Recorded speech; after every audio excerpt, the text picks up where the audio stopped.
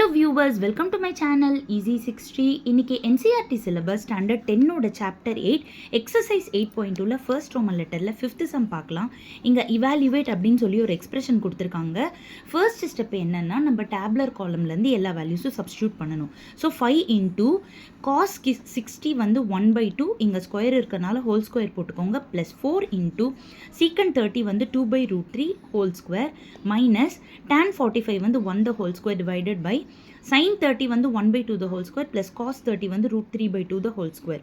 So 5 into இது 1/4 plus 4 into 2 square பண்ணா 4/√3 square பண்ணா 3 minus 1 square வந்து 1 divided by 1/2 square பண்ணோம்னா 1/4 √3/2 square பண்ணோம்னா 3/4.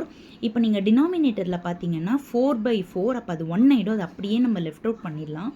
நியூமரேட்டர் மட்டும் 5 into 1/4 5/4 ஆகிடுச்சு. 4 into 4 16/3 ஆயிடுச்சு -1. இப்போ நம்ம எல்சிஎம் பண்ண போகிறோம். 4க்கும் 3க்கும் எல்சிஎம் பண்ணால் 12 வரும்.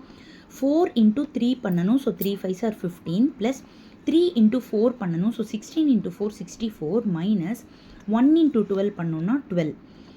15 plus 64 வந்து 79 minus 12. 79 minus 12 வந்து 67/12. இதுதான் இந்த சம்முடைய ஆன்சர். Thank you viewers.